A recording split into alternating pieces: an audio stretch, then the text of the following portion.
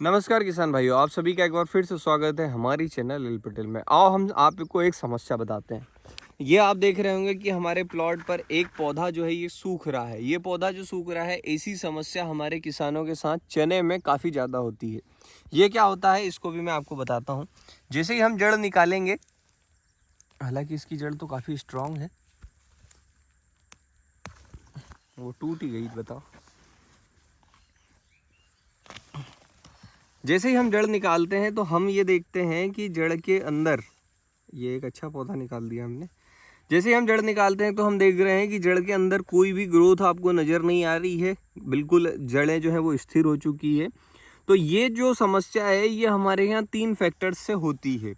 3 कौन कौन से फैक्टर्स हैं? एक तो है ड्राई रूट रॉट, जो कि सबसे ज़्यादा हमारे यहाँ पर चलता है। एक आता है चारकोल रूट रॉट और तीसरा आता है फिजेरियम बिल्ट। फिजेरियम बिल्ट भी चने के ऊपर काफ़ी ज़्यादा लगता है, जिसको आप उमाला या फिर उकटा कुछ भी कह सकते हैं। हमारे यहाँ लोकल में क्या है कि इन तीनों का कॉम्बिनेशन बना दिया गया है। अगर पौधा सूख रहा है, इसका मतलब ये कि वो ये बोल देंगे कि भैया इसके अंदर तो फिजेरियम लगा हुआ है, बात खत्म। क्योंकि फिजेरियम का ज़्यादा अच्छा क्योर है नहीं, इसलिए जनता ज़्यादातर ऐसा ही काम कर रही है। लेकिन इसमें आपके यहाँ पर अगर ड्राई रूट रॉट या चारकोल रूट रॉट लगा हुआ हो तो उसको आप रोक सकते हैं। उसको कैसे आप रोक सकते हैं कि इसके लिए 2 फंजीसाइड आते हैं, जिनको रिकमेंड किया जाता है कब, जब ये परिस्थिति बन गई हो तब। अब ये परिस्थिति कब बनेगी? जब आपका पौधा बड़ा हो गया। जैसे आप ये देख लो, एक नए पौधे से एग्जांपल देता हूँ कि आपका पौधा बड़ा हो गया। बड़ा होने के बाद क्या हुआ कि वो इस प्रकार का सूख रहा है। अब सूख रहा है तो स्वाभाविक सी बात है कि जड़ में इसकी विस्तार नहीं है। क्योंकि जड़ में अगर विस्तार होता, देख सकते हो जैसे इसमें रूट्स चल रही है, नई वाइट रूट्स आपको दिख रही है, इसके अंदर रूट्स खत्म हो गई है। तो जब ग्रोथ खत्म हो गई, इसलिए पौधे के अंदर ऊपर जो है पूरा पौधा इस प्रकार सूख रहा है। तो हम क्या करेंगे कि कोई भी ऐसा फंजीसाइड डालें जो कि इस जड़ तक जा सके, मतलब यहाँ जो नीचे का हिस्सा है इसके तक आ सके। तो क्या होगा कि इस फंगस को वो कंट्रोल कर पाएगा। अब ऐसी बात हो गई कि ये तो हम कर सकते हैं। अब मार्केट में बहुत सारे फंगीसाइड मिल रहे हैं, जिसमें आपको प्रायक्सर है, नेटिवो है, एमिस्टार टॉप है, कस्टोडिया है, मतलब बड़े बड़े नाम है जिनका नाम आपने बहुत सुना होगा। लेकिन अगर आप मानोगे तो उनके किसी के भी इस चीज़ पर रिजल्ट नहीं है। क्यों? क्योंकि जो भी फंजीसाइड होता है वो अपवर्ड फ्लो पर ही काम करता है। अपवर्ड फ्लो का मतलब ये होता है कि जैसे ये आपका पौधा है, आपने इस जगह पर स्प्रे किया, मतलब ये वाले हिस्से तक आपका स्प्रे हुआ, तो इससे अब नई पत्ती आएगी, वो तो रिकवर हो जाएगी, मतलब उस पर फंजीसाइड जो है वो काम तो करेगा। लेकिन उससे नीचे जो है फंजीसाइड नहीं आते हैं। ये बात आप याद रखिएगा। हमेशा ये अपवर्ड फ्लो करते हैं। अपवर्ड का मतलब ये कि अगर आपने इस पत्ती के ऊपर डाला है, इस पत्ती पे फंजीसाइड डाला है, तो ये और ये ऊपर की तो प्रोटेक्ट होने लगेगी, क्योंकि इसके थ्रू केमिकल ऊपर आ जाएगा, लेकिन इससे ये नीचे नहीं जाएगा।